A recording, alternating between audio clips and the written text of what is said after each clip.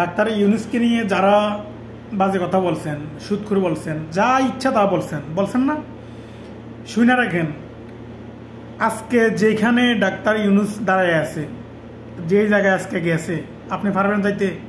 বাংলাদেশের ইতিহাসে কোনো প্রেসিডেন্ট গেছে?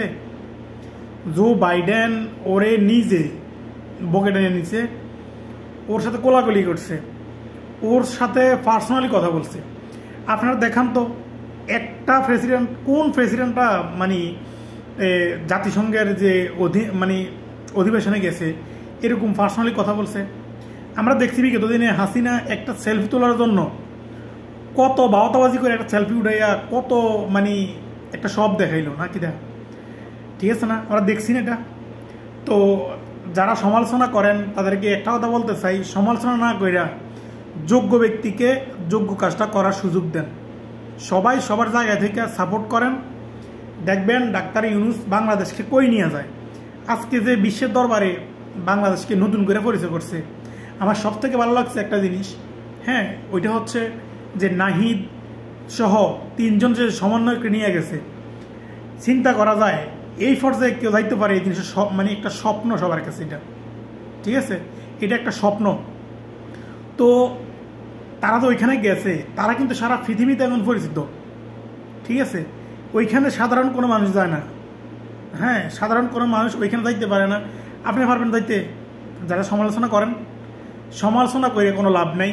তারা যেখানে যাওয়ার ওইখানে চলে গেছে, হ্যাঁ। তারা এখন পরিচিত হয়েছে যে বৈষম্য বিরোধী ছাত্র আন্দোলনে যারা নেতৃত্ব দিছে তাদেরকে নিয়ে ডাক্তার ইউনূস কিন্তু ওইখানে গেছে, ঠিক আছে। ওইখানে আবার যারা আন্দোলন করছে ইংল্যান্ডে আর কি, তো এগুলো করে কোনো লাভ নেই। ইউনূস যে জায়গায় গেছে ওইখানে যাওয়ার ক্ষমতা কারোর নাই। আমি যেটা জানি আর কি, বিগত দিনে কেউ যাইতে পারে নাই ওই জায়গায়, যেই জায়গায় এখন ডাক্তার ইউনূসে গেছে।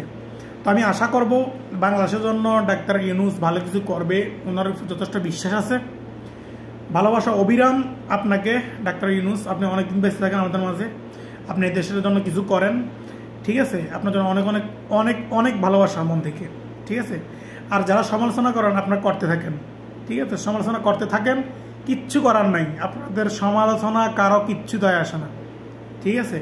তো এখন যাদেরকে পরিচয় করাইছে বিশ্ব দরবারে নিয়ে সমন্বয়কগুলো, এখন তারা কিন্তু এখন পরিচিত বিশ্বের দরবারে, ঠিক আছে।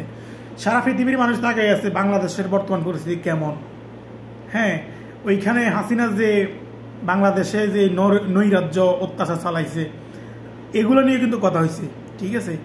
এখন আর বাংলাদেশকে দমাই রাখার মতন, যেমন ভারত বিভিন্ন দেশ যে সাফে রাখতো, এগুলা করার এখন আর কোনো সুযোগ নাই। এখন বাংলাদেশ নিজের গতিতে ইনশাল্লাহ এগিয়ে যাবে, এবং কি জো বাইডেন থেকে শুরু করে ইংল্যান্ড, ইতালি, বিভিন্ন দেশ, তারা সবাই, হ্যাঁ, বাংলাদেশকে সহায়তা করার আশ্বাস দিয়েছে। তারা বাংলাদেশের পক্ষে আছে, এই অন্তর্বর্তীকালীন সরকারের পক্ষে আছে, তারা কাজ করবে বাংলাদেশের সাথে, কীভাবে এগিয়ে নেওয়া যায় তারা সহায়তা করবে। তো সুতরাং কোনো লাভ নাই, ফাঁসাটা বন্ধ করে দেন, দেশের মানুষকে উৎসাহিত করেন, যারা বর্তমান অন্তর্বর্তীকালীন সরকারের আওতায় আছেন তাদেরকে সহায়তা করেন, তারা দেশের জন্য ভালো কিছু করুক, এতটুকু শুভকামনা রইল সবার প্রতি। তো সবাই দোয়া করবেন।